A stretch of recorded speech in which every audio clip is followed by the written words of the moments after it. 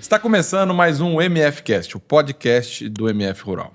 Hoje vamos falar aqui de mulheres no agro e um pouquinho também de soja.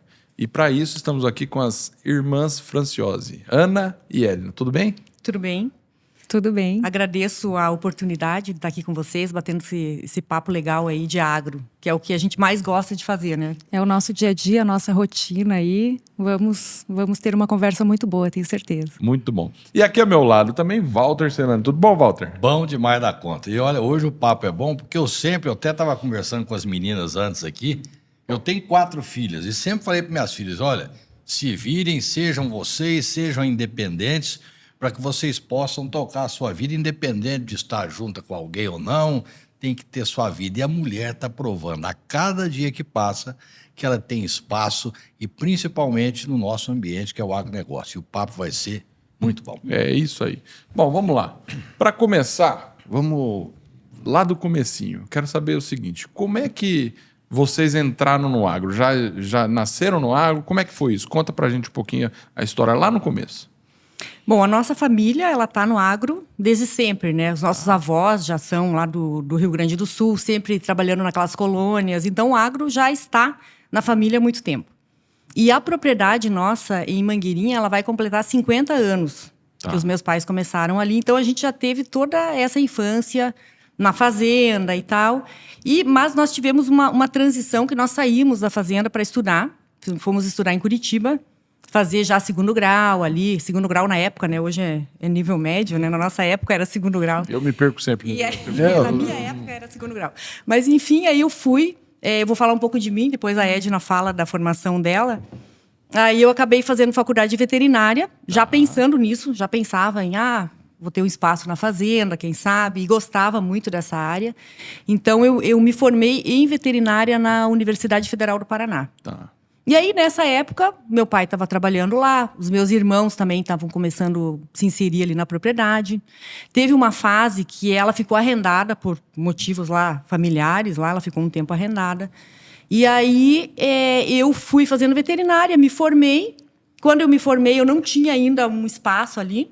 Então, eu comecei a estudar para concurso e fui aprovada no Ministério da Agricultura. Fiquei um bom tempo trabalhando como fiscal no Ministério. Mas essa época que você já era, a fazenda era pecuária e agricultura? Agricultura. Era sempre o foco na agricultura, com um pouco de pecuária. O meu pai, ele gostava muito da parte de pecuária também. Tá. Então, a pecuária sempre um pouco menos, ali não era o foco principal, mas o foco é grãos, sempre a produção de grãos. Tá. E a sua história, Ana? Edna. Tá vendo? Eu sabia que eu ia confundir uma. E o velho aqui sou eu, né? Bom, vamos lá. Eu fiz isso só pra te pegar, pra ver se você tava esperto. Foi bom. Eu, assim, essa parte da infância aí, nós passamos a infância mesmo na fazenda e brincadeiras, muitas brincadeiras, e eu vejo que nesse momento foi quando nós fomos inseridas no agro na infância mesmo. A gente brincava em caminhão de soja, aquela infância mesmo de fazenda e acompanhava a lida do gado. Eu vou contar uma história que a Ana está cansada de ouvir. Que o meu pai, ele inseria a gente de uma forma, ele dava um animal para cada filho. Ele dava um bezerro, ele dava uma ovelha para a gente cuidar. E ele não apenas dava, mas quando ele vendia, mesmo quando a gente era muito pequenos, ele com o dinheiro da venda, ele passava para nós. E aí a gente aprendia a administrar aquele dinheiro da venda da nossa vaca, da nossa novilha. Então isso já fez com que a gente tomasse gosto também por essa administração, por fazer aquele planejamento. A gente planejava às vezes um ano. Nossa, mas o que eu vou fazer quando o pai vender minha vaca? E a gente já começava com essa administração financeira desde muito cedo. E aí também fomos estudar, né? Eu fui estudar em Curitiba, temos 2 irmãos mais velhos, homens, e eu não fui preparada. A Ana foi para veterinária e eu fui para arquitetura. Tá. Sempre gostei de desenhar. Fiz um ano de intercâmbio na França, durante o curso de arquitetura, fiz especialização na área de arquitetura, e aí eu estava muito direcionada para outra área mesmo. A fazenda, para mim, era nas férias nesse momento. Depois que eu fui para Curitiba, a fazenda era no período de férias. E estava arrendada quando nosso pai faleceu. E aí que foi a virada nossa de retornar o agro. E a gente compara muito isso com sementes, né? Que a gente fala que o nosso pai plantou, os nossos pais plantaram essas sementes em nós lá na infância. E esse retorno, a gente sentiu a importância que foi aquela infância nossa na fazenda. Ou seja, não foi por acaso que vocês retornaram à fazenda, né? Porque ele já inseriu vocês aí nessa brincadeira de tomar conta dali e aqui, e vocês já foram inserindo no agro desse jeito, né? Isso. Estava em dormência essa semente e acabou... Exatamente. Precisava só de um adubozinho para poder emergir, né? E haja adubo, né? Um adubo bem forte ali para fazer. E os irmãos de vocês, como é que eles estão nesse período aí? Eles continuaram na fazenda enquanto vocês estudavam? Eles também estudaram? Como é que foi? Eles também estavam na fase de estudo, né, nessa época. E aí, quando nós retornamos, um dos nossos irmãos, que é agrônomo, que hoje em dia tem propriedade no Paraguai, Tá. ele ficou conosco durante 3 anos, né? Então, nós aprendemos muito com ele também. Ele ficou ali, lado a lado, porque o nosso retorno não foi assim tão suave, né? Aquele retorno, eu decidi voltar. E o nosso pai tinha falecido. Tá. O contrato nessa fase, ela estava arrendada, o contrato de arrendamento tinha vencido. Nós notificamos os arrendatários, né, 6 meses antes, conforme a lei e tal, que nós iríamos retomar a área. Mas tudo muito sem planejar, sem saber, eu vou retomar, você vai plantar aqui, você vai plantar lá. Tava tudo muito, nós sabemos que queremos pegar a propriedade para cuidar. E aí foi tudo muito louco, né, nessa época. Sim. Eu estava lá fazendo plantão lá em Paranaguá, no Ministério. E eu pedi uma licença lá, peguei o meu plantão, eu fazia plantões de 24 por 72 na época. Então, peguei aquele intervalo de plantão e, né, pensei, vamos lá, que a gente vai ter que pegar a terra de volta para resolver, ver o que a gente vai fazer. E assim foi. Eu saí de lá numa sexta. Numa Era uma sexta-feira 13, que a gente sempre foi uma data bem... julho de 2007. A gente lembra dessa data. É uma data bem marcante. Eu saí de lá com uma malinha, umas 3 mudas de roupa, tal, na mala. A Edna veio, o nosso irmão também. E tem mais um irmão que já mora ali na região. E aí nós fizemos a reunião e tal, para retomar. Só que nós vimos que não foi bem assim. A gente conversou, estava com um advogado e tal, e o arrendatário terminou a conversa conosco ali, foi até a propriedade e começou a plantar. Era aveia na época, né? Porque era julho. E nós chegamos lá, nossa surpresa, quando nós entramos na fazenda, ele estava com as máquinas lá, plantando aveia e não é bem assim, eu não vou sair. Nessa E aí começou a nossa virada, né? A gente jamais imaginava que iríamos para passar um final de semana para resolver e depois a gente ia organizar a vida. E desse dia, dessa sexta-feira, a gente nunca mais saiu de lá. Nós estamos lá até hoje. Eu nunca a gente mais foi se mudando aos poucos e não saímos e fomos tomando posse. E foi interessante, a gente gosta muito dessa data, né, da sexta-feira 13, que essa data a gente vê o quanto pode parecer um dia de azar, né? Mas no fundo foi um dia de sorte, porque nessa virada eu sou muito grata a Deus por ter colocado às vezes pessoas que não foram tão boas no nosso caminho, mas nós precisávamos dessas pessoas para estarmos lá até hoje. E aí no dia 14 de julho a gente entrou na fazenda como sucessoras, porque até então nós éramos herdeiras. Tá. Então, no dia 14, no dia seguinte, nós nos tornamos sucessoras, literalmente, da noite para o dia. Então, nós entramos lá no sábado de manhã, o nosso irmão, para tomar posse. O advogado falou assim, vocês façam a parte de vocês, vão lá e tomem posse. E aí eu vou fazer a minha da parte de documentação. E como é que foi essa para tirar esse arrendatário de lá? História que ele quase não acabou fala. de plantar aveia, não?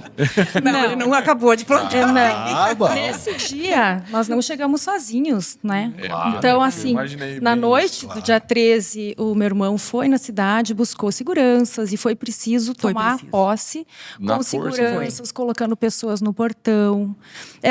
Para fazer uma mudança de uma fazenda é muita coisa, né? Então, são maquinários, insumos para retirar. É demorado. Não é uma coisa. E foi uma fácil. fase decisória ali na nossa vida. Foi um momento que a gente só pensava naquele dia, no próximo, até resolver.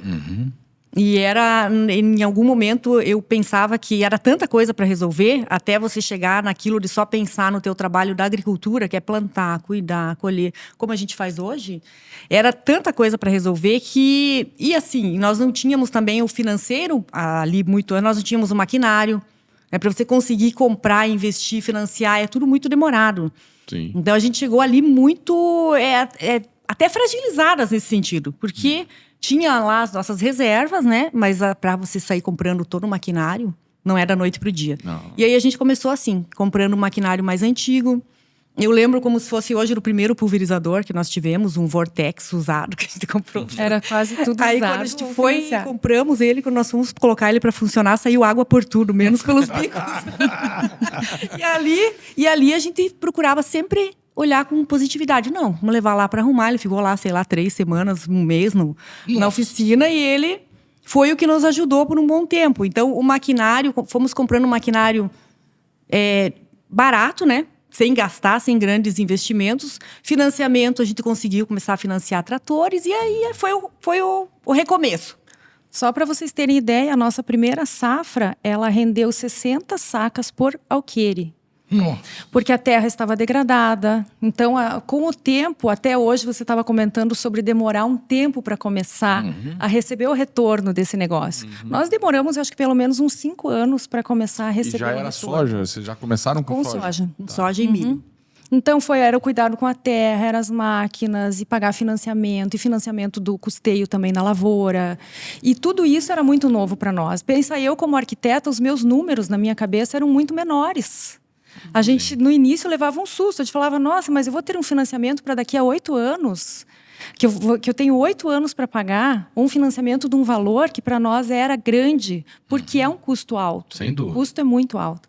Então, nós fomos fazendo tudo ao mesmo tempo, né, Ana? A gente ia... a nossa cabeça era pensar na questão da posse, que era o que mais tomava a nossa cabeça, e aprender agricultura. Então, nós nos mudamos para a fazenda.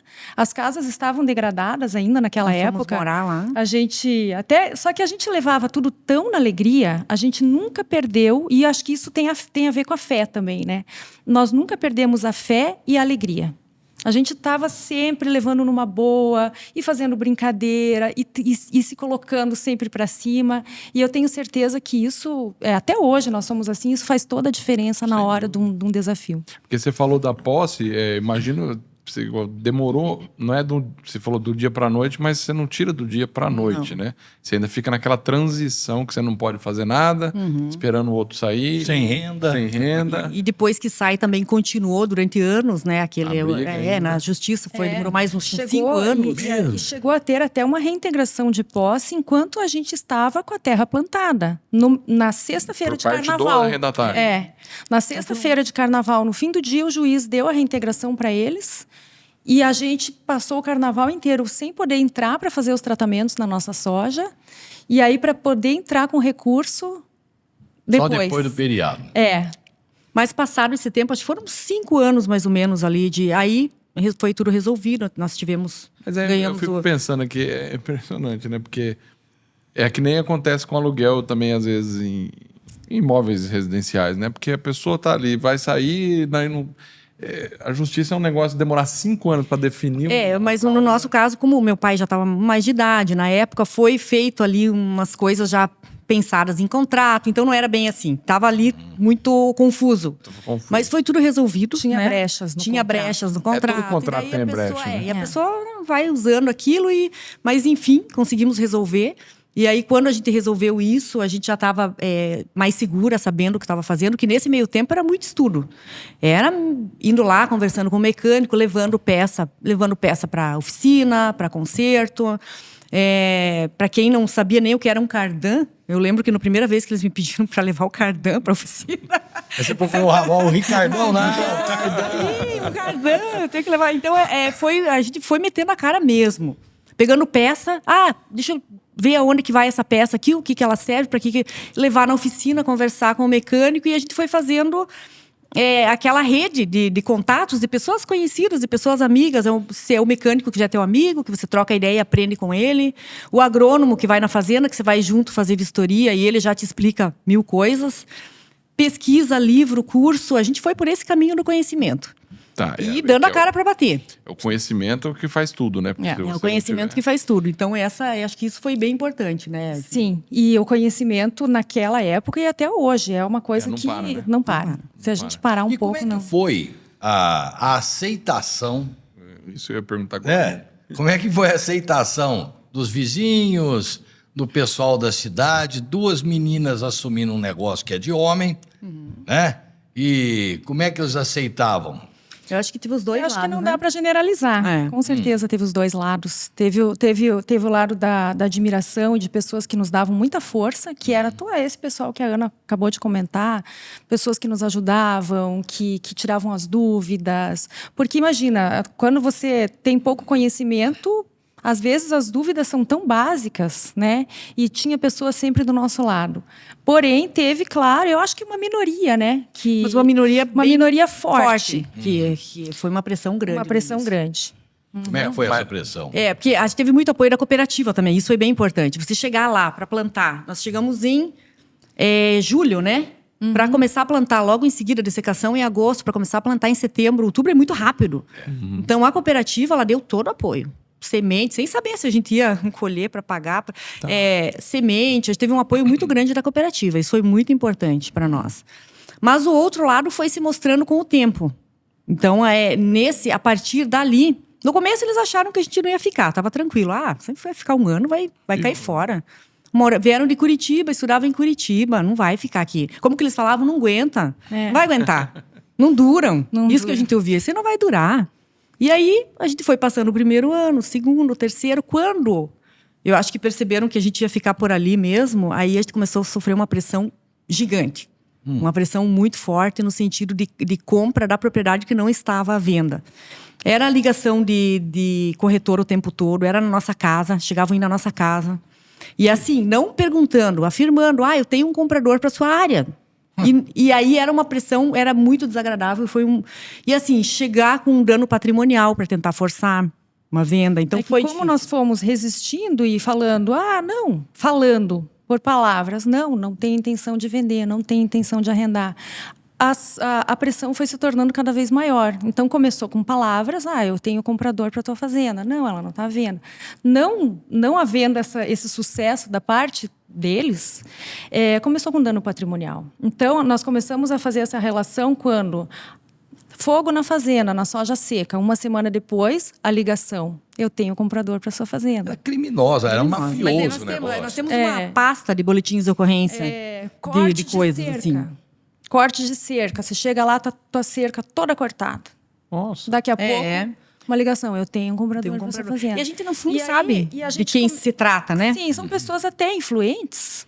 E aí, assim, o que a gente começou a pensar? Bom, falar que nós não queremos vender não está funcionando. Nós precisamos agir. Como que nós podemos agir para demonstrar que nós não vamos sair daqui? E foi aí que nós resolvemos conversar com outras mulheres, saber se essas mulheres passavam pelas mesmas situações que nós, se era algo que fosse local, regional, da nossa região, ou se era algo que acontecia por gênero, ou com pessoas mais fragilizadas. Percebemos que não é só com mulheres. Senhores mais de idade, que estão mais doentes, passam pela mesma situação.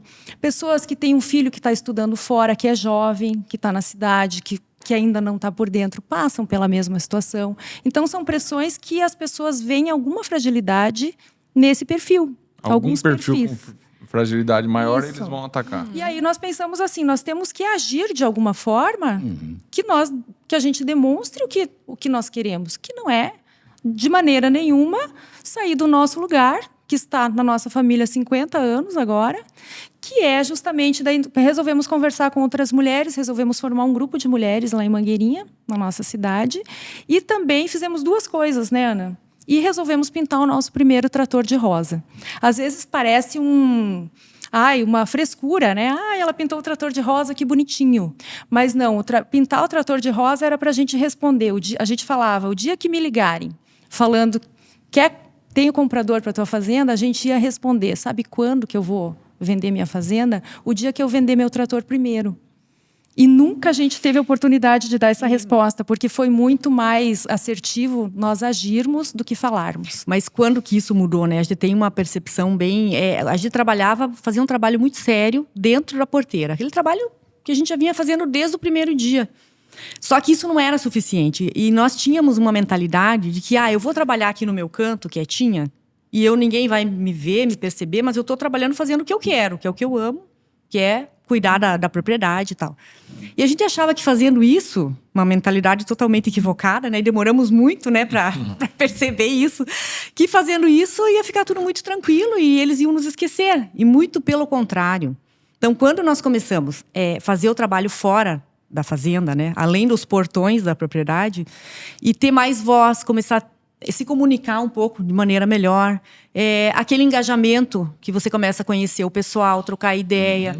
Então, ali foi a grande virada. Então, depois disso, eu posso dizer que nunca mais eu tive um telefonema. Não, já tive telefonemas agora. Mas falando assim, eu tenho uma propriedade lá perto da sua. Você tem interesse em comprar?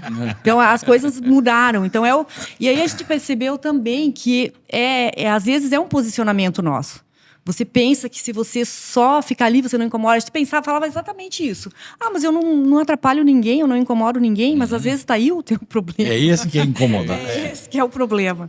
Então, essa virada foi importante para saber o que a gente precisava mudar de posicionamento. Eu acho que até o que você falou, que é o que você falou, participar de eventos e outras coisas, mostra para a pessoa que você está por dentro do seu negócio.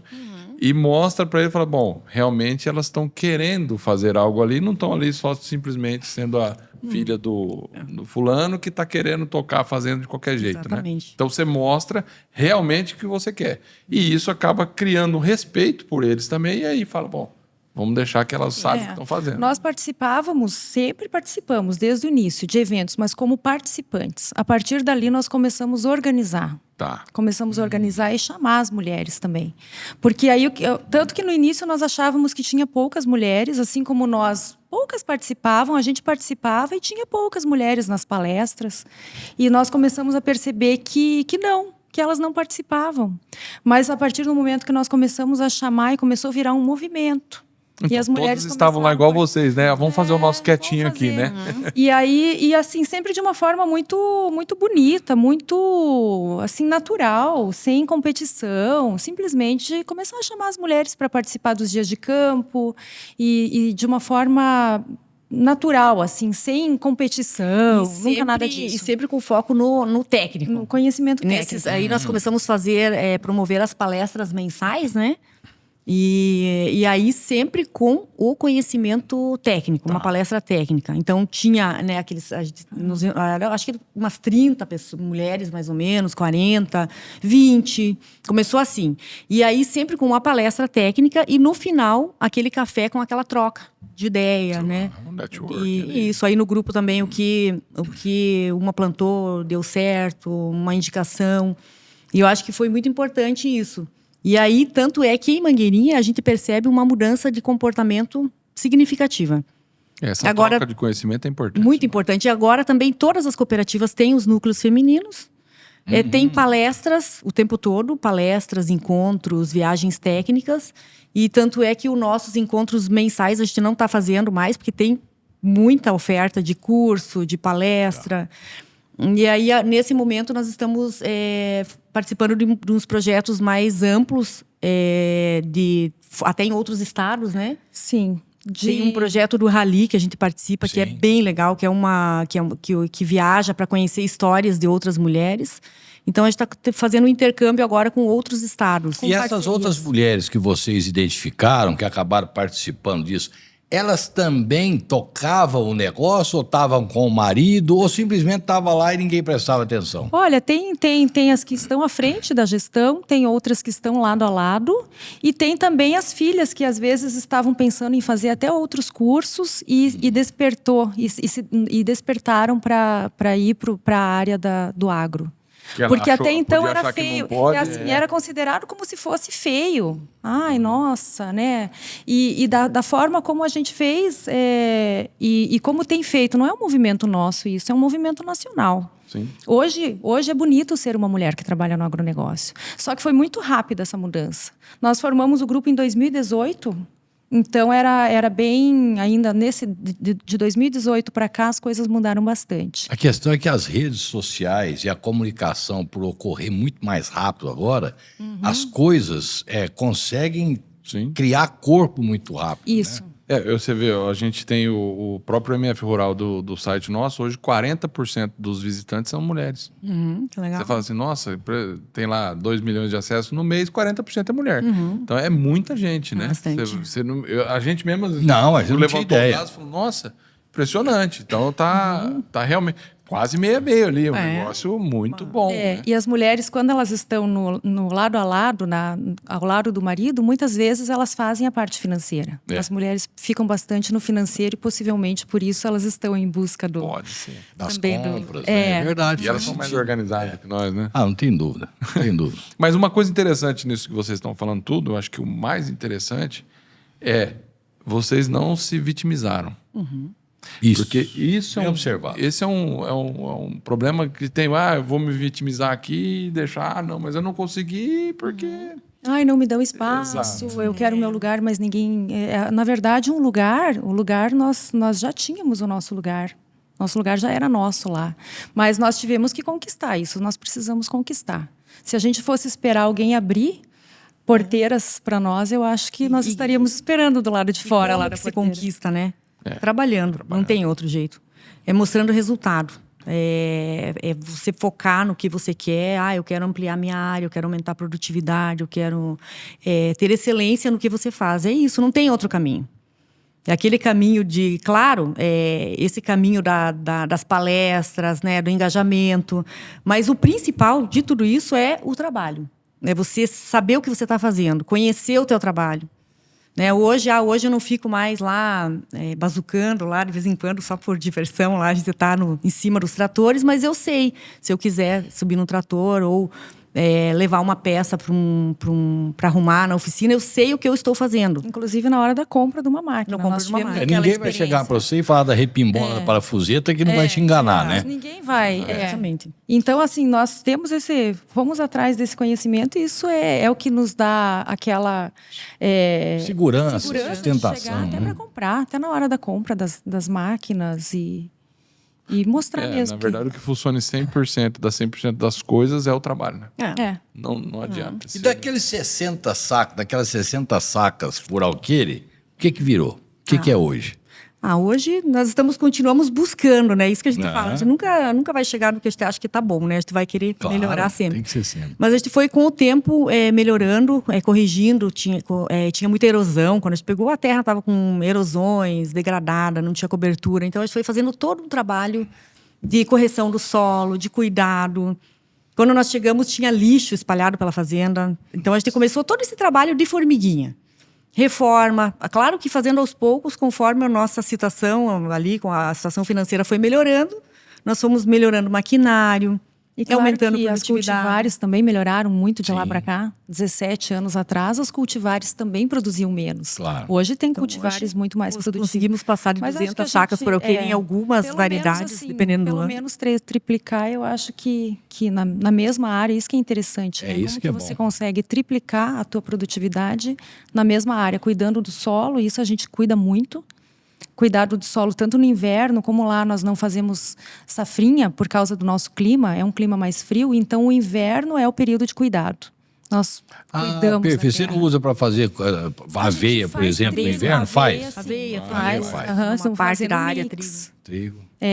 Então, assim, hoje, para descompactar o solo, a gente não entra mais com grade, a gente usa plantas. A gente foi evoluindo muito nessa questão de cuidado, de manejo e também tecnologia, nessa questão de sementes também, né, de cultivares, para aumentar essa O produtividade. que virou a pecuária na fazenda? Ainda existe?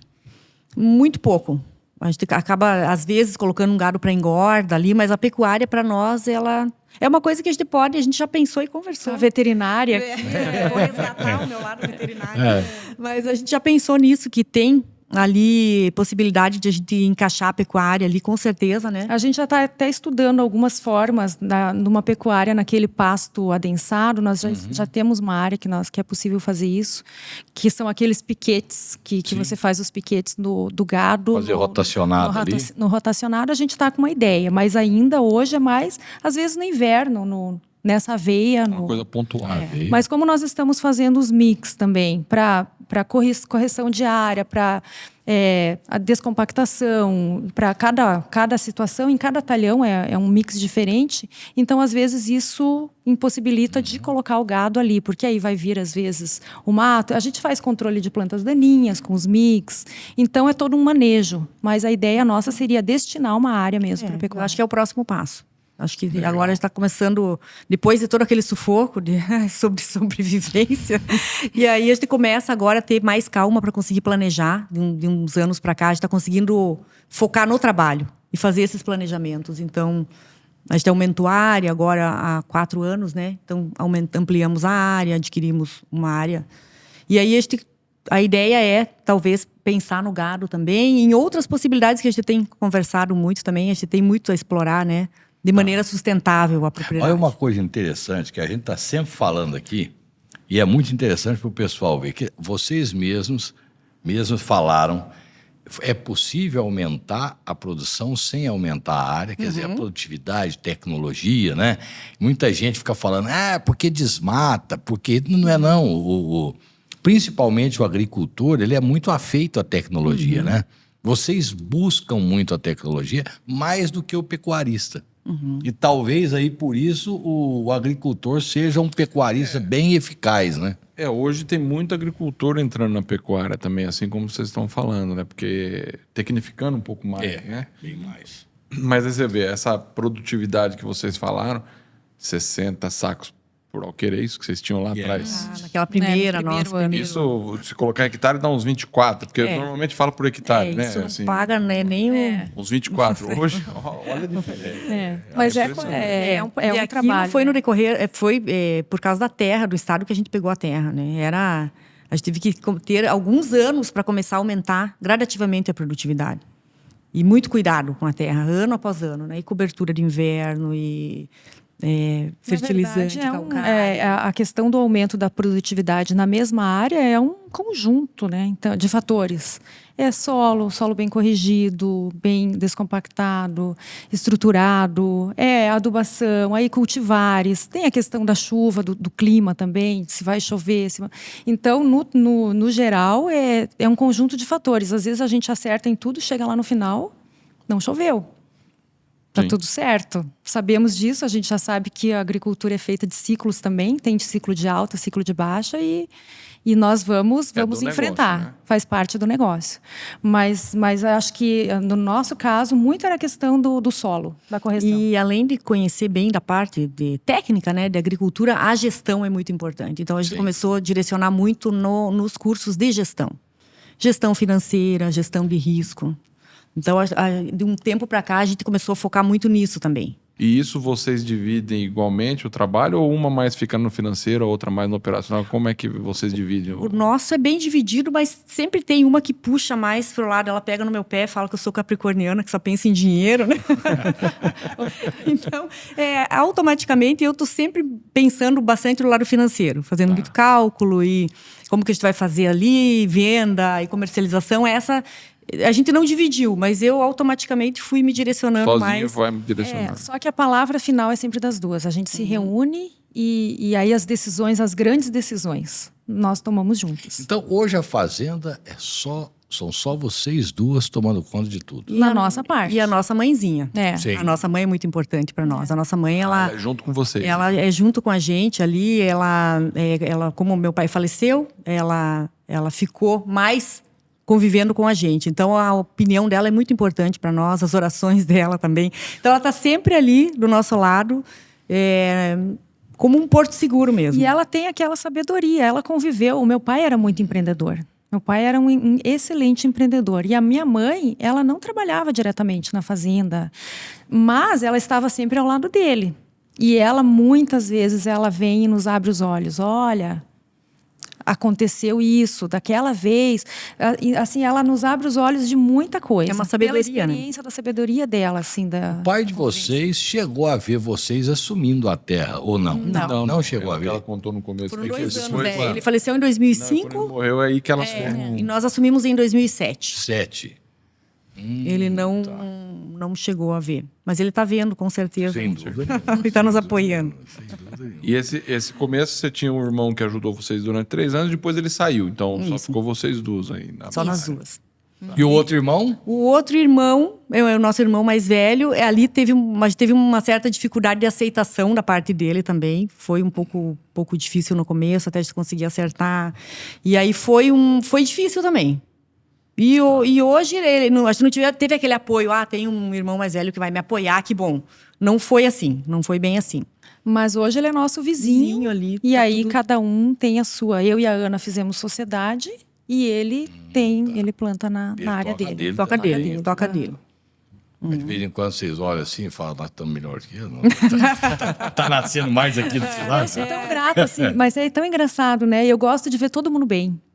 Eu olho pro pessoal e falo, nossa, que bom quando alguém troca de máquina. Nossa, que bom, a gente se olha e fala, né? Mas deixa eu te dar aquela conferidinha, né? Como a entrada é junto, assim, né? A mesma entrada, né? Você dá uma olhada, mas essa soja tá bonita, né? Já tá Tá mais verdinha, alta, né? As buvas, né? Mas ali acho que fugiu um pouco do controle de buva. Faz sentido. É inevitável. Mas tem que ser. Mas saudável, de uma forma saudável. Eu acho que é saudável, assim, você tem que ter. Mas eu gostei muito do que vocês falaram a respeito de... que é uma coisa que a maioria não fala. De quem mexe com fazenda, seja na pecuária ou na agricultura, você fala, a gente sabe que o negócio uma hora vai dar errado e a gente tem que estar preparado para isso. Né? E isso que eu acho interessante de vocês, porque não é comum se ouvir falar. O cara não gosta de falar do insucesso, que ele prefere reclamar.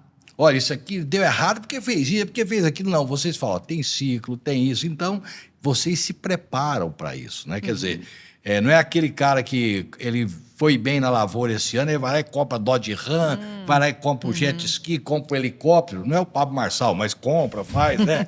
Tal. Hipnotiza tudo. Hipnotiza tudo. Mas, ao contrário, vocês se preparam porque caso venha, e quando vier, porque vai ter essas intempéries, vocês estão prevenidas. Mas isso eu acho muito pela dificuldade que nós passamos no começo. Eu acho que isso é muito dali. Quando nós começamos, era tudo muito apertado. Era aquela coisa, eu não posso, tanto é que nós demoramos para comprar a nossa casa. A gente demorou na fazenda, numa casa, que nós temos fotos da casa, numa casa muito simples, sem muita condição. Então nós começamos daquela maneira muito enxuta. E aí foi evoluindo aos poucos. E aí fomos evoluindo no maquinário, fomos evoluindo, então foi muito lento. Então nós temos muito pé no chão. E na agricultura nós precisamos ter um pouco pé no chão. Porque... de uma hora para outra, você pode não ter uma safra como você esperava. E a vontade que dá é de comprar todos os maquinários possíveis, né? Aí você vai lá no show rural, lá em Cascavel e... Quase que compra tudo que tem na feira. Não, isso a gente nunca foi deslumbrada, né? A gente nunca se deslumbrou no período de alta e também nunca se desesperou no período de baixa. A gente sempre se compara com aquele nosso começo. Nossa, mas não tá tão ruim assim. Olha a situação que nós estávamos lá no início. E também, eu lembro, quando eu era criança, que o nosso pai passou por 2 enchentes, que ele perdeu tudo. E aí, às vezes, as pessoas falam, nossa, mas choveu demais, eu perdi, eu estou perdendo. Mas isso é natural da agricultura. Na época lá do nosso pai, sei lá quantos anos atrás, já tinha enchente desde sempre. Sempre vai ter um ano que vai dar, ou um ano de muita seca. Claro, o clima vai mudando, a gente sabe disso. Que às vezes está mais, né, principalmente o período de seca lá no sul. Veio um período ali de 2, 3 anos de seca, mas a gente tem que estar preparados para não se deslumbrar, principalmente. E na hora se você não se deslumbra na alta, você não vai se desesperar na baixa. Agora, você falou em se desesperar na baixa e tal.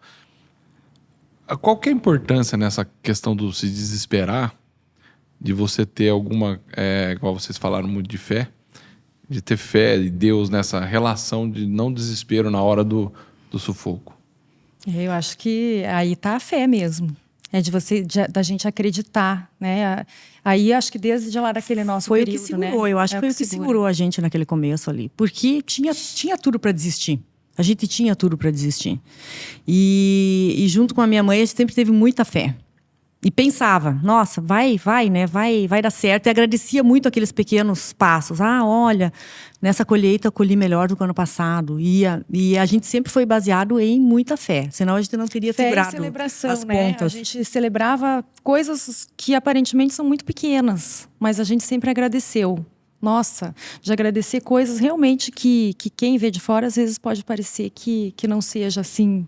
Nossa, mas está comemorando isso. E a gente sempre agradeceu demais, mais do que pedindo, na verdade. E a gente vê muito Deus nisso, porque quando a gente tinha aquele desafio que era muito pesado, até depois virou uma coisa nossa, assim. A gente falava assim, veio isso, agora vai vir uma coisa muito boa. E realmente isso acontecia. Depois da tempestade, vem a bonança. Aquela tempestade, só que depois, com o tempo, a gente começou a perceber isso.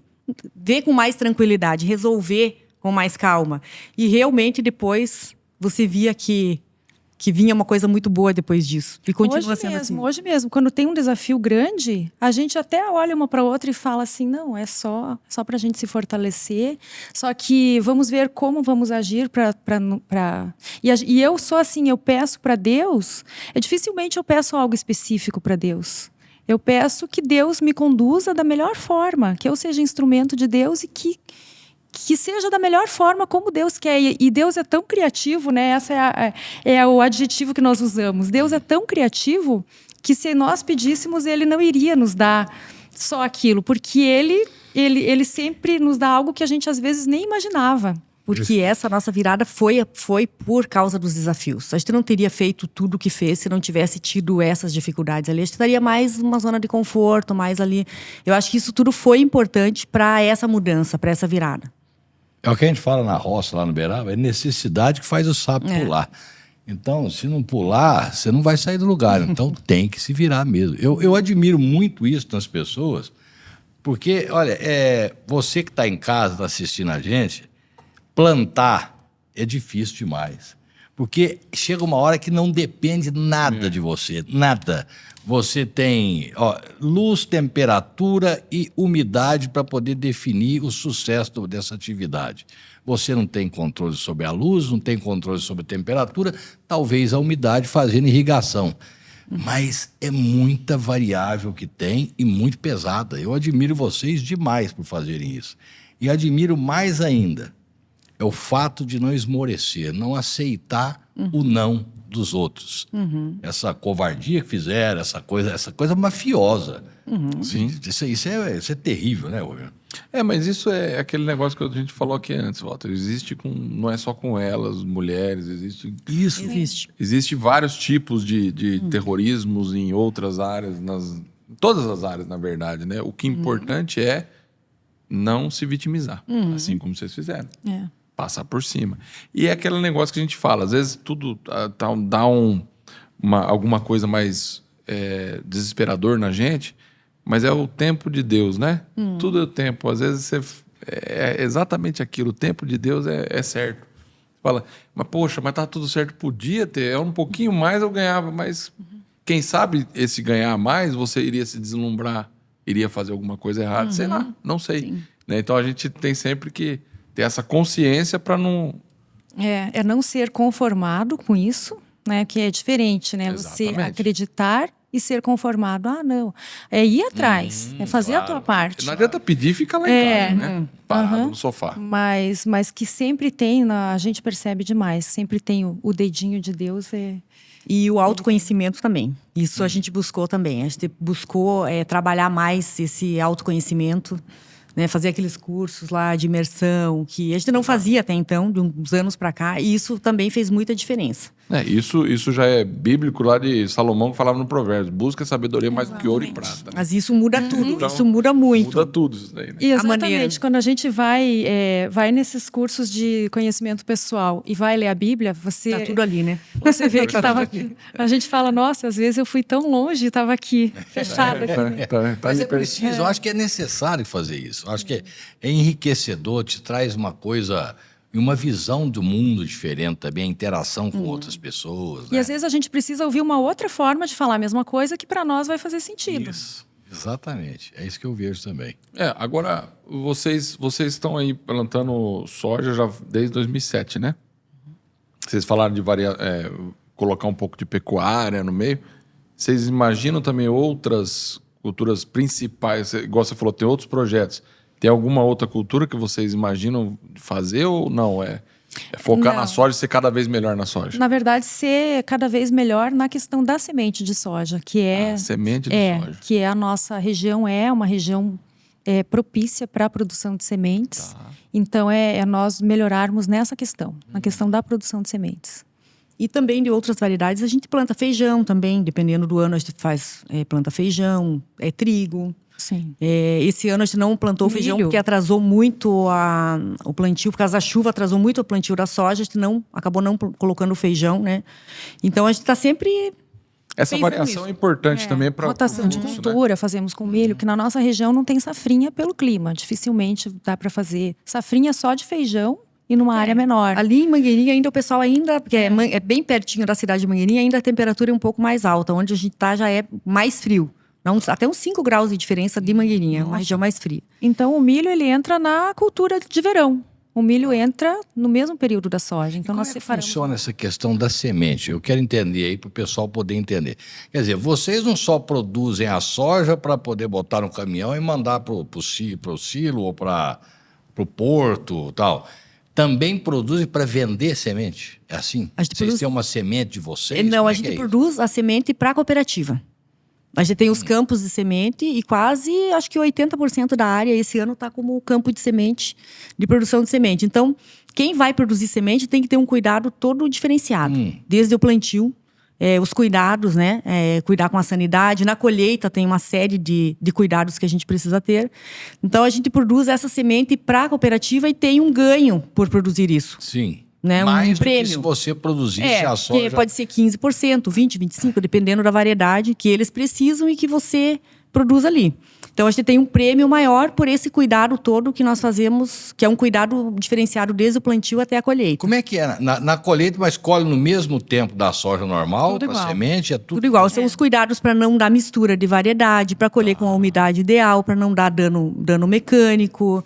Porque qual que é a diferença principal de uma semente de um grão? A semente necessariamente tem que estar viva. Sim. Então, os cuidados que nós temos que ter é para não amassar, não perder a casquinha, isso na colheita. Não dá mistura, ela tem que ser pura. Com sanidade também durante o período de pulverização, para não ter ataque de doenças, porque são doenças que são transmitidas pelas sementes. Um dano por percevejo, por exemplo. Cuidado com pragas, né, no caso do percevejo. Então, é uma série de cuidados para que essa semente seja, em primeiro lugar, viva. Aquele grão é o mesmo grão. É a mesma soja. Só que a semente que nós plantamos para multiplicação já é uma semente pura também, diferenciada de uma categoria diferenciada para multiplicação. Tá, isso daí, então, assim, você fala, exige mais cuidado e você tem um ganho maior. E o gasto também é maior ou é só cuidado São mesmo? cuidados, treinamento de equipe, Treinamento de processos. funcionário. Né? Tem que limpar a máquina, né? Saiu de uma variedade para outra. Vai ter que fazer toda a limpeza da colheitadeira. misturar. Vai entrar em outro campo, você vai colocar para consumo a primeira, a segunda ali, a primeira carga. Então, é todo um cuidado maior. O custo, ele pode até aumentar alguma coisa se for num controle de percevejo, mas normalmente é o mesmo É mais custo, o cuidado que processo. você faria, é mais o processo. E o treinamento, uma equipe bem preparada. Não pode passar pela carreta graneleira, tem que descarregar direto no caminhão, ou seja, demora mais para colher. Nós estávamos colhendo ontem uma semente, aí tinha chovido no dia anterior. O caminhão já não conseguia entrar lá onde estava a máquina. Então, a máquina tinha que vir até o caminhão. Então, você tem que ter toda uma logística diferente. E a cooperativa vai fazer essa parte de ver, por exemplo, tinha chovido, se vai dar dano por umidade. Então, eles vão lá, fazem o teste, tem um teste chamado. Eles vão também Eles na que propriedade. fazem. Então, eles que fazem o cadastro do campo, entram no Ministério da Agricultura com a parte de documentação. E nós somos os produtores dentro da fazenda. E a parte de documentação e burocrática é a cooperativa que faz. Então, e depois a também do produção pra vocês é beneficiamento. para a cooperativa. Pra Vocês cooperativa. não têm uma semente. Hoje própria. sim. E mesmo que eu faça tudo certinho lá, né? A gente cuidou no plantio, na colheita, aí choveu, tá pronta para colher, aí ela choveu hoje. Aí o agrônomo vai lá, faz o teste, ainda tá ok. Mas se começar, secou, choveu de novo, de repente já não passou mais para como semente também. Então tem tudo isso. Você pode fazer todo o cuidado e no final pode ser que você consiga entregar para multiplicação ou não. Ainda corre esse risco? Corre esse risco. Se começar, o tempo não ajudou, então eu estou pronto para colher, choveu. Aí secou, aí choveu de novo, talvez esse campo já não... A semente vai ficar enrugadinha, aí ela já não é Já uma semente perdeu de qualidade, germinação. ela vai para consumo. Você sabe o que eu estou achando engraçado aqui, que eu estou pensando aqui? Eu estou sempre pensando lá no começo da conversa. Tem muita gente que não queria que vocês ficassem, hoje está plantando soja que vocês produzem, né? Ah, sim, com certeza. Essa é uma parte legal, né? Interessante. Não vai dar nada. E aí a planta dele é da fazenda de Olha vocês que a gente agora. produz no capricho. A gente tem um amor tão grande por capricho mesmo, por fazer uma semente de qualidade.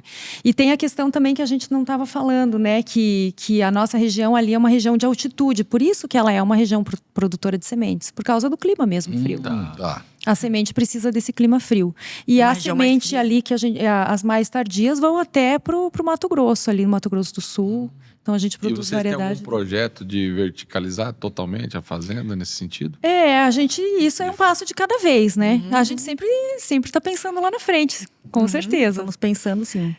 Porque Tem muita possibilidade aí, né? Quem produz a semente, aqui é dúvida de ignorante mesmo. Vocês que produzem semente, vocês podem usar essa mesma para plantar para vocês? Se você entrar no Ministério da Agricultura e pedir fazer a documentação, a inscrição do campo, aí Você sim. pode. Mas então, Só que daí é um campo teu, daí não é aquele campo, Daí né? você- Daí é é. separado, né? É uma coisa independente. Quer Aí dizer- eu vou ter o meu campo, né? Com a liberação do Ministério da Agricultura, lá eu vou ter o meu campo que eu posso fazer para produzir semente para mim mesmo. Porque é meio doido, né? Se você produz para cooperativa essa semente, aí a semente vai para a cooperativa comercializa, você pode comprar e plantar. E a gente compra depois com um preço bem caro. É meio louco, né? Só que tem a questão dos royalties também. Quando nós produzimos quando nós compramos da cooperativa, já vem na nota fiscal da cooperativa com quem produz semente paga menos royalties. Ah, tá. Tem a Quem produz questão paga ali. menos. A semente já é mais barata. Agora, se você produz para consumo próprio, entra no Ministério da Agricultura, daí tem essa questão que você vai ter um custo que você vai ter que pagar os royalties. Então, é uma conta. Tem que fazer uma conta que tem que fechar. Para nós, hoje, tá valendo a pena produzir para a cooperativa. Tem cultivares que a gente ganha até 25% E também de a bonificação. distância, né? A distância da cooperativa para nós tá 10 quilômetros. 10 de asfalto. Então Qual é que é a muito. cooperativa ali? A gente trabalha com a Coamo. Coamo, tá. E ela tá muito do lado da fazenda, assim. Então a gente vai com o caminhão, é como se fosse vai e volta. Não, a logística tá muito boa Tá no para nós quintal no de momento. casa, Tá no né? quintal de casa. É fácil demais, né? E aí também uma outra vantagem de você fazer o campo de semente, que você não vai entregar o campo todo para semente. Normalmente eles pegam uma cota, mas você está plantando uma semente de qualidade que já ela é para multiplicação. Então ela tem uma boa germinação, ela tem um bom vigor. Então isso também é uma vantagem.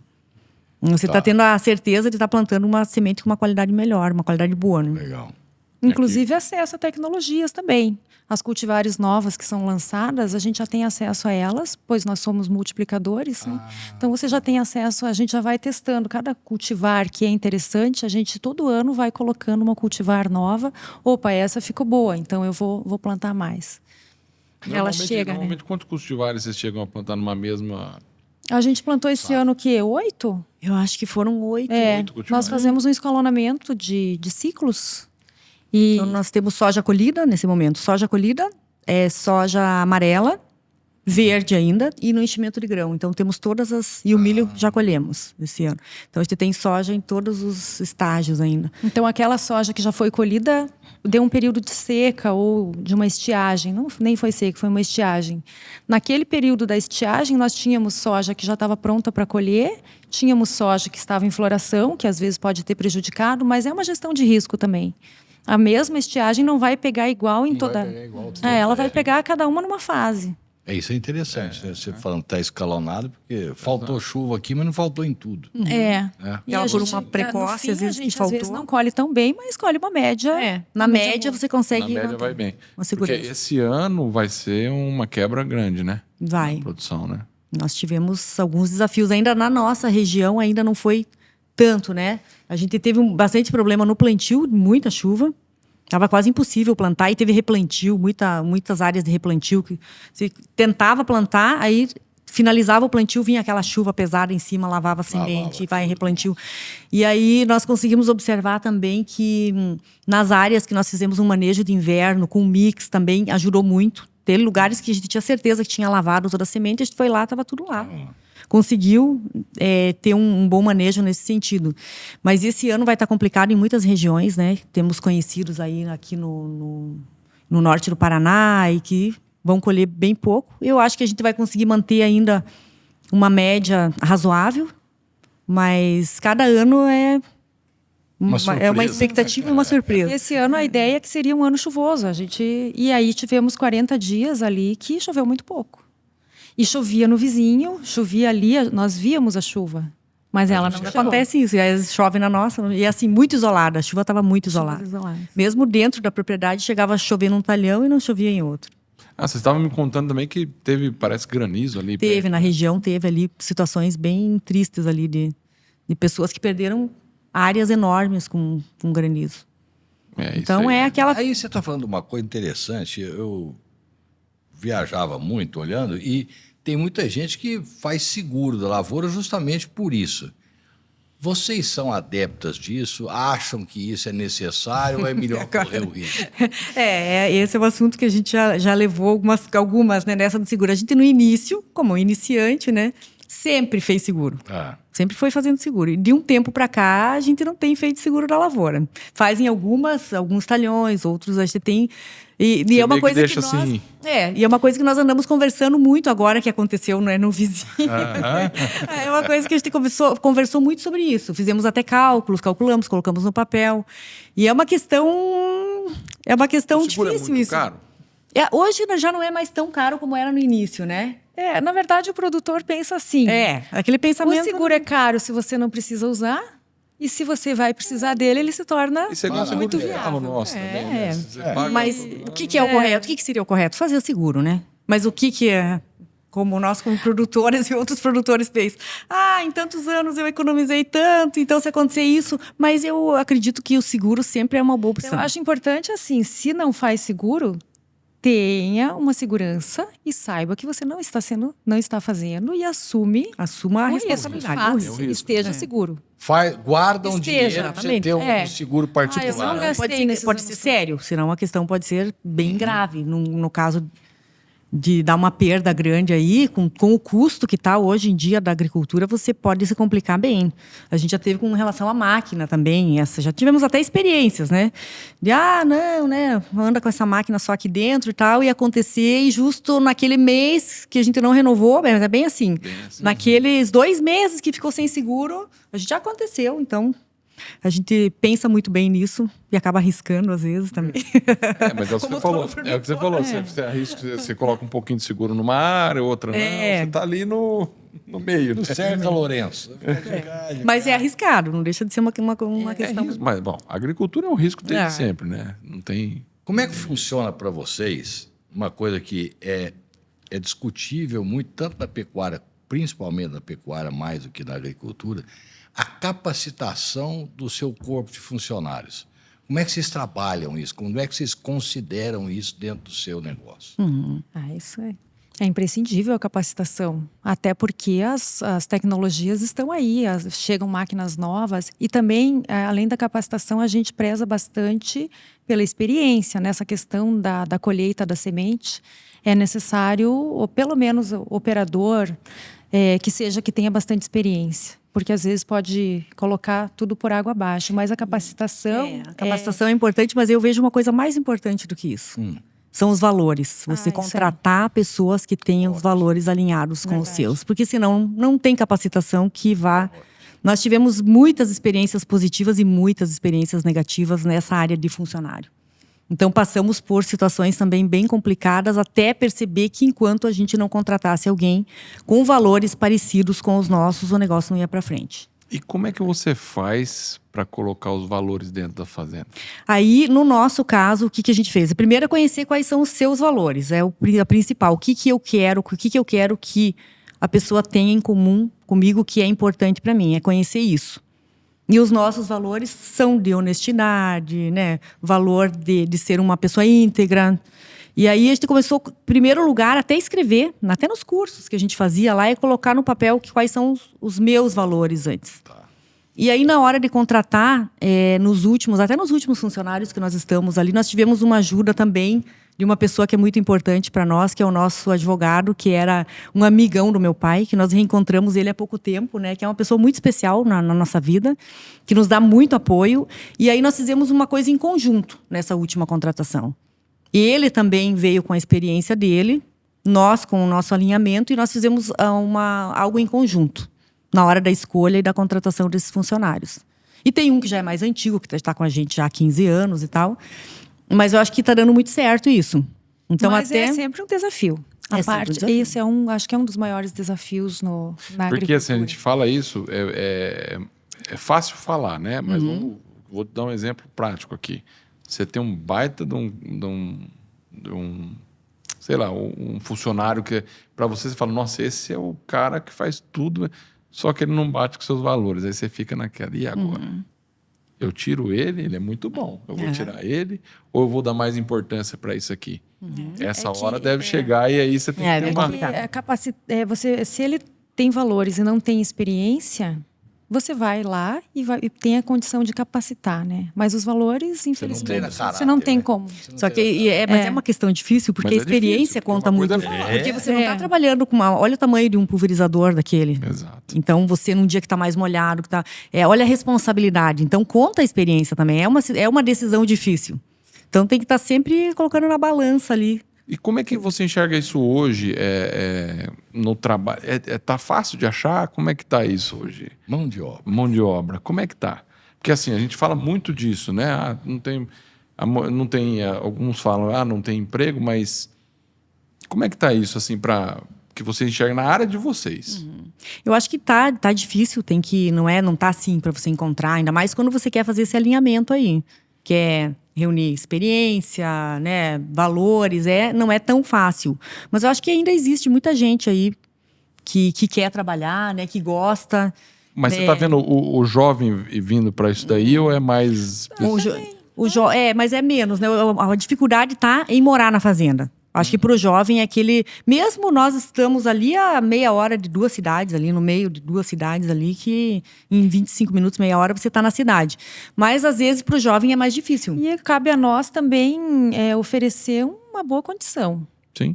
Para que eles fiquem. Os jovens fiquem também. Hoje em dia, a internet é muito importante. Internet, moradia. Se não tiver internet... Até para a família, para os filhos, ter internet, ter uma casa, uma condição boa. Eu acho que a condição também é importante. Se oferecer uma condição acaba bem se tornando boa. um gargalo, né? Lá na frente, né? Você fala, nossa, vai ter... O jovem não vai estar aqui no campo.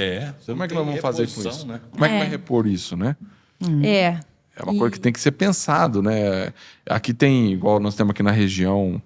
A escola Fundação Suja Shimura da Jata é muito importante, porque ele pega muito menino novo e ele veio aqui falar com a gente, ele falou muito de valores. Então é uma coisa que ele já passa lá, então esse pessoal se formando ali já vai ter muita coisa Isso é importante, né? Isso é bem importante. Isso é muito importante. Isso é outra coisa, a escola formadora, né? Multiplicação disso, né? Multiplicação disso. E os filhos, né? Eu tenho um filho de 14 anos que eu tô começando, ele fez um curso da cooperativa lá, de como que era o nome? Futuro Cop, que era para os adolescentes ali. Então ele já se animou em fazer o curso. E a gente sempre está direcionando, né? Eles gostam muito dessa área de... A cooperativa tem esses... trazendo os filhos dos cooperados. Foi bem interessante. Foram, acho que, alguns encontros ali durante alguns meses. Uma vez por semana que eles iam lá, passavam a tarde toda lá. Teve certificado no final. E direcionado também para educação financeira. Conhecimento pessoal também, o que eu quero, como que eu vejo. Foi bem interessante o curso. Então, acho que tem perfil. E a cooperativa também, esses dias, né, ligaram. Vamos abrir a conta do Guilherme, que é o filho dela, né? Vamos abrir a primeira conta dele. Ele ficou todo orgulhoso, né? Eu vou ter minha conta, né? Tá vazia ainda, né? Que ele vai começar a trabalhar comigo, não começou ainda, então eu falei, espera, ele veio me cobrar, eu falei, calma, você ainda não começou. Ele vai ser o nosso jovem aprendiz. Como é que vocês veem, após terem passado por esse processo de, que você mesmo falou, de herdeiro para sucessor, né? Vocês já pensam na próxima sucessão? Vocês já estão preparadas para isso? Quer dizer, embora vocês estejam muito novas ainda, mas vai acontecer uma hora. Vocês acham importante preparar desde já ou ainda tem tempo? Não, desde o berço, eu já acho importante. Não, tem que ser cedo, eu acho. Não de uma maneira forçada, mas sempre tá sempre junto. Levar ali, tem eu não quero ir hoje para a fazenda, mas convida um amigo para bater uma bola, tá sempre por ali. Eu Ele acho tá no bem ambiente, importante no né? ambiente. Que no foi o que o nosso pai fez. Tinha uma turma lá, não quero ir porque vai ter, eu quero ficar aqui com os meus amigos. Ele chamava todo mundo. Ia todo mundo pra fazenda. Interessante. Então, eu lembro de Páscoa até, que e juntava todo mundo lá e ficava lá os amigos todos por ali. Então, eu acho que tem que começar cedo e de uma forma leve, sem pressão. Porque o meu filho tem 14 anos, eu não vou querer que ele já vá ter uma cabeça que eu tinha com 20, 25. Então, tem que ser leve, né? Vai lá na máquina, começa a se interessar naturalmente. E a minha pequena já é bem interessadinha já. Quantos anos tem ela? Ela tem 9. 9. Essa tá sempre junto. É um chicletinho. Onde eu vou e já conhece, tem conhecimento. Se perguntar para ela como que funciona a pulverização, a plantadeira ali, ela... Que bom. E é interessante mostrar para as crianças também os desafios. Que eles não cresçam achando que é tudo... eu vou lá brincar. Também, claro. Mas eu vejo por nós participávamos muito das conversas, pelo menos até de escutar, de estar juntos. E sabíamos dos desafios que os nossos pais passavam. E aí você não cresce acreditando em Papai Noel. Achando que tudo é uma maravilha. Então leva os amigos, é tudo muito divertido. Também. Tem os dois lados. Mas tem os dois lados. Tem que saber que existe, né, o lado. E Eu saber acho que que pode resolver, né? Claro. Isso. Uma coisa que a gente sempre fala, e na minha geração não teve, e eu acho que em nenhuma. Nós somos muito falhos na educação das nossas crianças com relação à educação financeira. Nós não estamos preparados para poder trabalhar com dinheiro, para guardar dinheiro para a época difícil. Não é cultural. Então, eu acho que isso aí é uma coisa muito importante, né? Você já ensinar a criança desde pequena, vou te dar R$10, você pode gastar, mas eu te recomendo, guarda 2, guarda 3, que no mês que vem você já tem mais, você vai ter 13, não 10 só. Começar a mostrar para ele que guardar não é perder, não é deixar de fazer, mas preparar o futuro, né? Então, essa educação financeira, vocês se preocupam também. E quanto custa cada coisa, né? Que não é tudo tão fácil, né? Não é tudo... Eu compro isso, eu compro aquilo, né? Isso eu procuro mostrar para eles. Porque se depender da criança, né? É tudo muito fácil, né? É fácil. Tudo é fácil. Eu lembro uma vez, uma época na minha vida, eu costumo brincar, teve uma época na minha vida que eu tava que nem lombriga. Se eu saísse da merda, eu morria, né? Eu tava ficando acostumado. Mas as crianças, minha filha era pequenininha, pai, eu tive uma ideia. Eu falei, então qual foi? Vai no banco, tira o dinheiro e leva para casa. É o que você precisar, tem. Mas ela era muito pequena, na cabeça dela, o banco era a solução, né? Ela não sabia que era o problema. O pior é quando o adulto pensa assim, né? Isso. Aí pega o cartão de crédito e acha que tá. E não é bem assim, né? Tem que passar os apertos, né, gente? O aperto é que faz a gente da vida. Ele forja, né? A gente crescer. Faz. Calo é bom. Calo sempre é bom. Esse negócio da cooperativa que você falou do filho, eu vi isso muito em cooperativa de leite, né? Que tinha as exposições e cada um pegava uma bezerrinha para ir lá e fazer o julgamento, levar. Então aquilo já vai criando o ambiente para que ele, já a competição entre um e outro, mas já vai criando o ambiente de estar ali, né? Na fazenda. E isso é muito importante. E as cooperativas, fazendo esse trabalho, acaba tendo os sucessores, né? Porque herdeiro é herdeiro. Ele vai uma hora vender aquilo ali e não vai dar sequência, né? Então, assim, a gente tem que ter essa consciência com os nossos filhos, principalmente nós nessa área do agro, que, por exemplo, você vê o problema nos Estados Unidos é que os agricultores estão ficando todos velhos. Não tem gente nova. Isso vai ser um problema lá nos Estados Unidos. E sucessão é escolha. É a escolha da pessoa que vai ser o sucessor. Por mais que o pai escolha que quer que o filho seja sucessor, a escolha final vai ser do sucessor. Mas a escolha... E aí o pai vai influenciar. Dá para influenciar um pouquinho certeza. na escolha dele, A gente vê por nós aquela influência. Eu mesma fui fazer arquitetura e fui para outra área. Mas o meu pai me influenciou quando eu era criança eu ser sucessora. Isso a gente sabe que teve essa influência. É a sementinha que vocês falaram no começo. Né? Também ele influenciava muito na gente se virar. Ele era... A gente, eu quero carro, eu quero dirigir. E ele dava a responsabilidade. Você quer? Eu lembro, como se fosse hoje.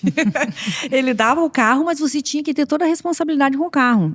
E agora tem que fazer manutenção. Se vire. É assim, assim, assado. É lá, você tinha que ir. Eu lembro daquelas rampas que a gente tinha que entrar no posto, na época daquelas rampas lá. Eu tinha pavor daquilo. Mas se você tá dirigindo, nossa, aquilo era meu pesadelo. E eu tinha que ir naquela lá. Eu não queria pedir pro cara colocar pra mim, eu queria colocar o carro na rampa. E aí, ele fazia muito isso também. Você quer? Quer dirigir? Então, aí você tem que fazer isso, aquilo. Vai lá e coloca o carro. Não é só dirigir. Não é só dirigir, que eu vou lá e faço tudo. Então, ele tinha muito disso. E ele fazia meio que de propósito, umas coisas que hoje a gente vê, de colocar a gente nos apertos, assim. Via que a gente estava esquecendo de levar não sei o que, ele olhava e deixava. Aí a gente voltava a buscar, ele só falava, quem não tem cabeça tem perna, né? E aí ele deixava, ele judiava da gente, no bom sentido. Claro. E isso acho que fez a gente se movimentar um pouco e se virar um pouco também. Foi importante. Então, hoje, quando eu tô dando tudo muito fácil para os meus filhos, eu lembro disso. Vamos deixar ele. Às vezes eu vejo ele esquecendo lá a mochila. Tá indo para aula e tá deixando a mochila em casa. Então, eu vou ficar esperando até ele perceber. Puxa, né? Ficou meio envergonhado um dia. Desceu do carro sem a mochila, daí voltou buscar a mochila. Então, aquela coisa de você deixar a pessoa se virar um pouco também. Claro. Dar condição para ela tudo fazer. na Não mão, dar né? tudo na mão. E o pai fazia isso. Sim. Com a gente. Sempre. E sempre tudo muito igual. 2 meninos, 2 meninas, né? 2 meninos mais velhos, 2 meninas mais novas. Normalmente tem a menina mimadinha, né? As 2 menininhas. A gente não era tão mimadinha. A gente gostaria de ter sido até um pouco mais, né? A gente falava, pô, pai, não vai? Você foi um pouco pela mãe, né? Mas ela foi caçula. Caçula normalmente é mais um pouquinho. Né? Mas era tudo muito igual.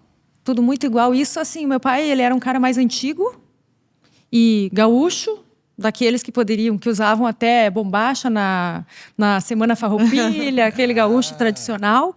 Mas ele tinha uma cabeça tão boa que, às vezes, ele tinha uma educação que era mais voltada a dar mais coisas para os meninos e tal. A gente conversava, mas isso desde o começo. A gente chegava e conversava, principalmente a Ana, que era mais velha.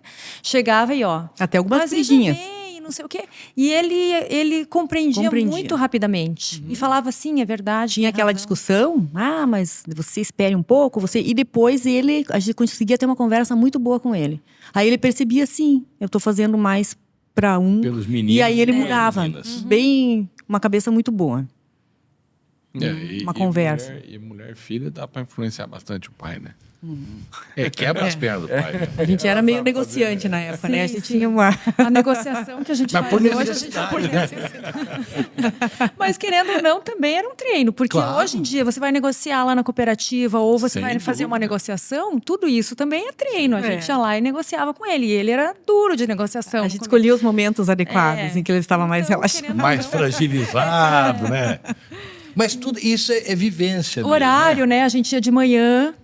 De manhã, a gente Conversava, até horário conversava para muito conversar com com ele. Ele não estava cansado, ele estava desperto, tudo, barriga cheia, tomou café. Que, querendo ou não, ele tinha essa ideia de que os meninos iriam cuidar da fazenda. Claro. E, né, Era natural. vai ser arquiteta, né?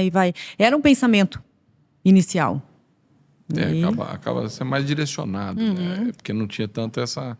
E seu pai era de onde, do Rio Grande do Sul? Da região de Casca. Casca? Casca, perto de Passo Fundo. Passou fundo. É depois de Passo Fundo, perto de Guaporé. E eles eram, a família do meu pai e da minha mãe, eram da colônia. Tanto que a família do meu pai, ela foi explorar o Brasil inteiro, muita gente na agricultura, é uma família forte na agricultura. E a família da nossa mãe, ela mora na colônia até hoje. E a gente adora ir para Um lá. lugar lindo, lugar bem bonito. Entre eles falam italiano ainda e moram num lugar... Lá em Casca. São pequenos produtores lá em Casca. No interior ali. No O que eles produzem lá? Eles produzem frutíferas, Bastante uva, principalmente frutíferas, né? Aí um pouco de soja, mas uma Casca quantidade ali fica Passo Fundo indo para ali não me toque ou para outro lado? Para Marau, tem Passo Fundo, Marau, Casca, Guaporé, Serafina Correia, essas Aquela região cidades. ali. É bem no centro do Rio Porque Grande do nós fomos Sul. lá, nós fomos até não me toque, né? Porque nós fomos Isso, na feira, fomos. né? Vamos até lá. Desce reto ali, não me toque, acho que vira direita e ali vai reto. Mas é 100 quilômetros. Então, a família inteirinha da agricultura. Tanto Que legal. mãe... E é legal que tem esses valores do pequeno agricultor, que é da família da nossa mãe, que a gente tem muito orgulho dessa... E acho muito legal isso. A gente vai para lá, a gente se renova, é uma energia tão boa. E eles estão lá ainda onde eles nasceram. E esse é um lugar que eu gostaria de conhecer, porque tá ali a família italiana falando italiano, isso. fazendo os pão ali, é muito legal. E a alguns quilômetros dali tem a casa que era ainda dos meus avós paternos, que eles moravam todos ali muito próximos, só em colônias diferentes. E a casa está lá em pé até hoje, né? A casa da família Franciosi está lá onde o meu pai e os seus 11 irmãos cresceram. Então E tá da família, a casa da Tá na família. família. Aham.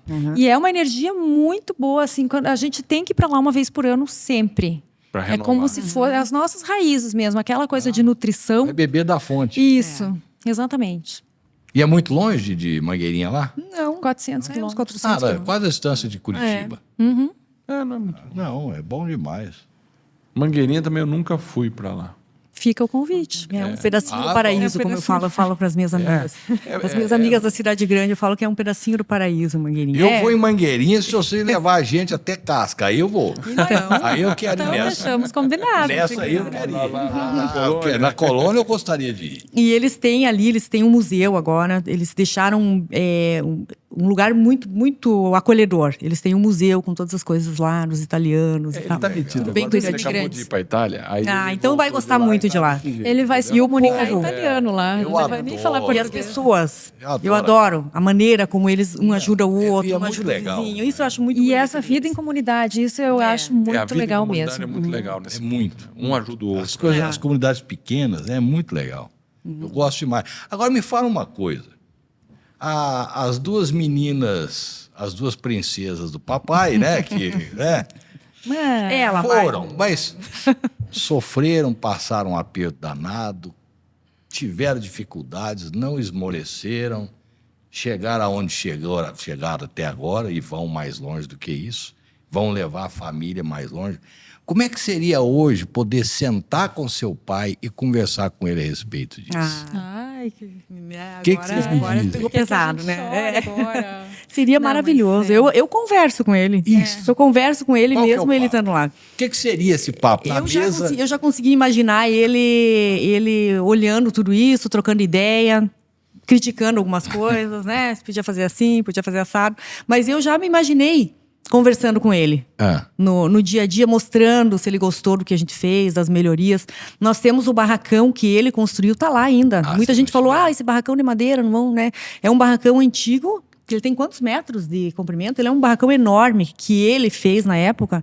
E a gente procura preservar ele porque aquilo ali nos faz lembrar muito dele. Até teve um vento lá, levou uma parte dele, a gente foi lá e consertou ele de novo. Então, eu consigo ver ele muito no trabalho e nas coisas da E fazenda. quantas vezes a gente se pega fazendo A do mesma jeito que coisa. ele fazia, coisa que eu nunca imaginei que eu fosse fazer. Por exemplo, né? Dá um exemplo. O meu pai era muito, muito festeiro.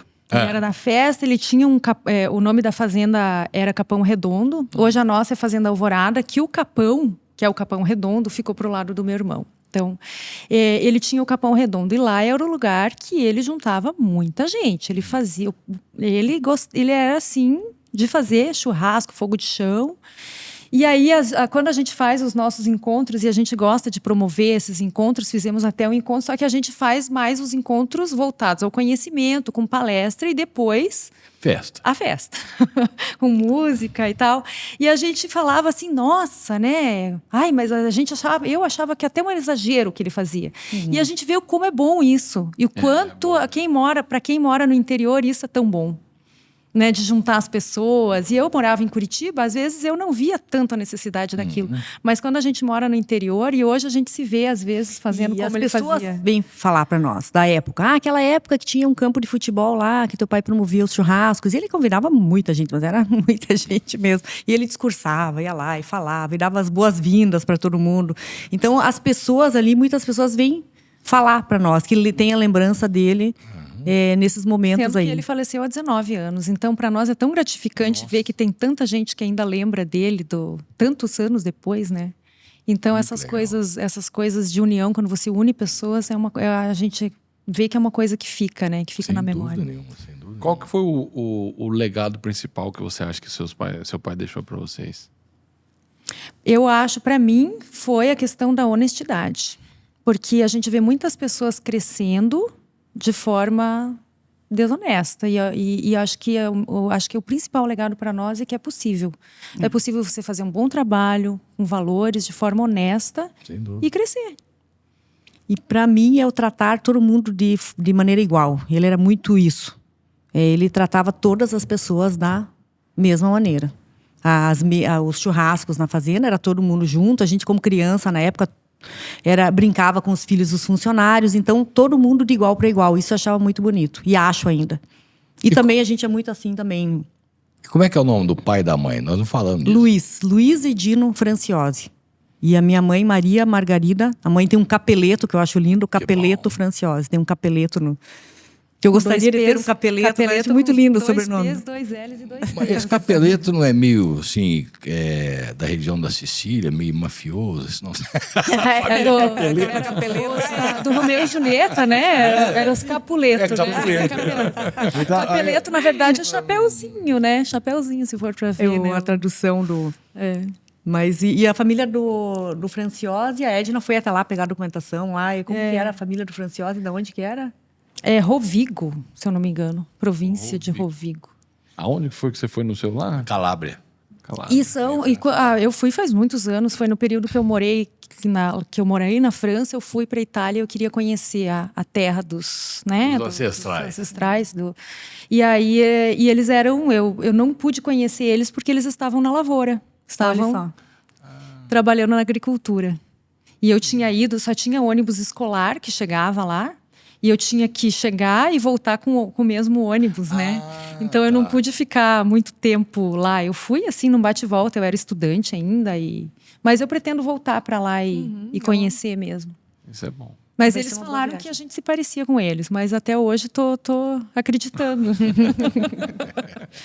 Mas interessante isso da gente conhecer as raízes. Isso nos fortalece demais. Sem dúvida. Falando em raízes... O que vocês vêem na importância da base familiar? Você falou da sua mãe muito. O que é a importância da base familiar para a vida de vocês, de todos? Eu acho que a gente traz tudo, né? Dessa base familiar. O que deu certo e o que não deu certo, você usa como experiência, né? Para melhorar, eu acho que é bem importante. E também, às vezes, a gente pensa naquela família perfeita, né? Eu vou ter apoio de todos. E não é sempre assim. E também tá tudo bem. Não tem problema se você não... Que a gente cresce esperando que vai ser de uma forma. E às vezes não é daquela maneira que deveria ser, ou que seria o mais confortável, o mais feliz. E eu acho que a gente consegue seguir adiante mesmo com isso. Aceitando, colocando limites, caminhando com quem quer estar do teu lado. Eu acho que é por aí. Né? Que a família é isso. Às vezes um amigo você considera da família, de tanto que te apoia. Então é você ver quem quer seguir com você lado a lado. E para mim, família é isso. E a base, acho que da mãe é muito a questão da fé. A questão da fé em Deus, eu acho que vem muito da família da minha mãe. Eles são extremamente, assim, pessoas de fé. E a base do meu pai, eu vejo que da família é uma família empreendedora, né? Eu acho que a gente tem muito essa base do empreendedorismo da família do meu pai. Duas coisas que dá certo. Fé com empreendedorismo, aí não... Acho que a gente juntou, pegou um pouquinho dali, um pouquinho de lá. Não tem como errar. Tem que colocar numa balança e equilibrar tudo. Sem dúvida. Igual você falou da família. Eu não sei onde que eu escutei, mas tinha uma falando que... Lá na fazenda deles, eles colocam assim, tem aquelas plaquinhas de tantos dias sem acidente, né? Eles colocavam assim, tantos dias sem discussão familiar, briga familiar. E ele falou assim, sempre dava os atritos, né? Principalmente família italiana, né? Um briga com o outro. Colocou 2 plaquinhas, né? Dois, segunda plaquinha. E o que o italiano tem que fazer é um curso de comunicação sempre, né? Porque às vezes a gente quer falar de um jeito... tranquilo, e quando vê, saiu... Não, é verdade. Não, de voz diferente. Não, lá em casa, a gente também é tudo italiano, também quando você vê a gente conversa, parece que tá tendo briga. Mas o que tá acontecendo lá? Eles estão brigando? Não, é conversa alta mesmo. Aí se você tá falando com outro italiano, tudo bem, ele vai te entender, né? Mas às vezes a pessoa não Quem entende. vê de fora fala, que é isso, gente? O cara que fica de fé fica preocupado mesmo. preocupado. Vai matar. Mas é muito engraçado. O sangue italiano, o sangue latino, a origem nossa, essa coisa de Itália, eu acho muito bonita. É muito... Você foi, é gostoso. Tem que ir, porque é muito bonito. Você vê, eu fui numa oficina lá, levar o carro para dar uma olhada lá, e o Giuseppe era o dono da oficina. O Giuseppe, 3 dias depois, na hora de ir embora, já me abraçou, me beijou. Você é da família agora, e beijo aqui, beijo ali. É diferente o calor humano, é muito legal. Eu gostei demais daquilo. Isso foi bom. Walter, estamos aqui 1h20. 1h24 1h20 já. 1h24. Tá bastante. Caberia umas 3, né? Mas eu... É que o Walter já falou que vai para Mangueirinha para ir para o Rio Grande do Sul. Então a conversa... Eu não abro mão disso. Não é só o Walter, não. Eu também você quero ir. não- Não, você não manifestou interesse. Eu já falei que eu vou. O mais nós empolgado, vamos, né? nós vamos, nós vamos. Nós vamos. Não, Vale a pena. E nessas festas que ela faz também, né? Porque falou da festa aí. Como é que é essa festa na fazenda? É uma vez por ano? A gente ela já usou o termo festa, né? A gente fez uma noite de campo que foi bem interessante, que a gente conseguiu juntar as mulheres de vários grupos ali da região, representantes de vários grupos de mulheres. Então, de Mangueirinha, de todas aquelas cidadezinhas da região. E aí a gente fez um evento com palestras técnicas e aí com uma noite italiana. Veio o italiano, com música italiana e tal. E aí um coquetel e fizemos e foi bem legal. Mas então foi um encontro de Nós mulheres. fizemos em parceria com aquele projeto do Rally que a gente participa. Ah, tá. Bom, mas até agora você não me respondeu. Qual é a época do ano que faz? Você fica contando a história, mas não fala quando é que é a próxima. Marcar. A gente marca e não tem uma data. A gente não estipulou uma data depois fixa. da não tem uma colheita. data Depois, fixa. a época depois da depois colheita. da colheita e antes do plantio. Na época. Ficou muito vago, né? Ficou muito vago assim, depois da colheita. É um período que a gente Já tem mais reduziu, tempo. em 12 meses já reduziu um pouquinho. Uma reduzida Tá boa. bom, mas aguardamos o convite, porque fazer questão. Esse rally que vocês fazem é com a Mitsubishi, eu acho que é isso? É um projeto. Quem faz o Rally é o Rally Mulheres do Agro. É um projeto que não é nosso, que nós divulgamos esse projeto e somos parceiras. Então, o projeto Rally Mulheres do Agro é o projeto da Revista Agrícola, aqui de Londrina. Ah, tá. É de revista. Isso. A Mitsubishi só E a apoia também. Mitsubishi apoia Ela também. está como patrocinadora do Rally esse ano. Tá. Isso. E só que no ano passado, a Mitsubishi abriu uma categoria Mulheres do Agro para dentro da prova oficial da Mitsubishi. Então, teve ali em Maringá o Rally da Mitsubishi e o Rally de regularidade. E uma das categorias foi Mulheres do Agro, Tá. dentro desse projeto. Então, foi uma forma também de inserir as mulheres do agro, que, se a gente for pensar, as mulheres do agro usam 4x4 aí todo dia. A caminhonete faz parte aí do nosso dia a dia na fazenda. E aí foi bem interessante colocar essa categoria. Deu mais visibilidade para as mulheres do agro também, mostrar que estamos ali, né? E fora que foi um aprendizado Conseguimos o enorme. segundo lugar. Eu como piloto, ela como navegadora, que não podia ser diferente, porque eu sou uma perdida como navegadora, então, e tive que ficar quieta todo o percurso, que A foi bem melhor difícil. parte foi essa, né? Ela podia 3 horas falar? e meia, Não 3 podia horas falar. e meia Só obedecendo. dirigindo, sem falar, obedecendo, né? Então, Obedecendo, deu vira tudo aqui, certo. vira lá, vai mais devagar. E assim, um aprendizado incrível. A Mitsubishi abrir isso foi algo bem interessante legal. mesmo. Muito legal. Ô, gente, vocês não têm assim, porque mulher, grande parte das mulheres tem um problema com senso de direção, Eu tenho esse problema. né? É uma coisa, ela chega pra você e fala, olha, como é que vai lá? Ela fala assim, ó, vira aqui à esquerda, mas essa mão... Ah, não, é a esquerda, e faz assim. Ou você estava bem, você não... Não, Olha, ela é ótima nisso. Mas Ela eles é estão em busca do primeiro lugar ainda. Pouco eu ainda tenho que melhorar, senão eu teria pegado o primeiro lugar. Agora eu vou te falar o Walter é sempre meu navegador, né? Porque eu sempre tô dirigindo ele lá. Ele tá falando isso daí, né? Uma vez nós saímos de Nome Toque da feira lá da Expo Direto. Falei, Walter, então põe no GPS aqui pra gente sair e subir até aqui de carro, né? Aí eu tô andando. Eu falei, Walter, não é possível, não tá chegando no Nós não tal passamos lugar. aqui. Não passei nesse lugar, né? Quando eu fui vendo, eu tava andando que nem caranguejo, do lado. Não tava subindo, eu tava... Esse daqui... eu esqueci de falar pra virar. É que a gente conversa as viagens todas, nós nem rádio ouvimos. Então a gente tá sempre tendo ideia, conversando. Tava bom o discutindo. E o papo vai. E a estrada era assim, ó, saía de Não Me Toque, chegava aqui, subia. A hora que chegou aqui, nós conversando e fui. E nós estamos indo aqui, Marília para cá. Ó. A coisa foi... Quando nós tínhamos mandado mais de 100 quilômetros já, aí beleza. teve que dar a volta. Mas o Roberto tem uma vantagem. Ele fala, tá bom, você errou, tá errado, vamos embora. Não tem o que fazer. Assunto não vai faltar mesmo. Assunto não vai faltar mais 100 quilômetros. Não é 100 km que vai prejudicar, não. Eu queria agradecer vocês aqui ter disponibilizado tempo vindo aqui, Marília, para conhecer a gente, falar um pouquinho da história. Eu acho que para nós foi muito bom. Eu adorei demais ter essa conversa. Parece que já se conhecíamos há algum tempo. Foi muito legal, muito descontraído. Agradecer a presença de vocês duas aqui. Eu que agradeço, né? Agradeço muito estar aqui com vocês. E fica o convite sério para vocês irem até Mangueirinha. Mas vamos. Até o Rio Grande do Sul. E foi um papo muito legal. Obrigada aí pela oportunidade. Eu também agradeço, não só em nosso nome, mas também em nome das mulheres, né? Querendo ou não, é dar voz para as mulheres e a gente está aqui representando provavelmente algumas. E muito obrigada. Obrigada por esse espaço que a gente sabe que é um espaço que não é pequeno, é um espaço que é grande. Muita gratidão mesmo por estar aqui. Obrigado. Foi bom, né, Walter? Da nossa parte, não tenho o que falar. Enquanto não for em casca, eu não falo mais nada. Então tá bom. Agora, para achar vocês na rede social, onde que a pessoa acha? Qual que é a rede social de vocês? Nós temos o Instagram do Amigas do Agro, né? Que é do Irmãs Franciose, que a gente tem. Mas como que é? Amigas do Agro. Amigas... Nós vamos deixar escrito ali, agro. mas... Amigas, A Marina sabe, quer ver? Amigas, Marina? _, agro. Separadinho. Amigas, _. Do, underline, agro. Separado. E tem Mas Irmãs Franciose, acho que acha. E tem o pessoal também, o meu tá como Ana Franciose, também. Que a gente publica ali as coisas do agro e gosta de colocar o nosso dia a dia ali no agro. De uma maneira leve e bonita. A gente procura passar isso. Tá lá, é amigas, do, agro. Exato. Isso. Muito bem. A gente gosta de um underline, eu acho, porque o meu é _Franciose.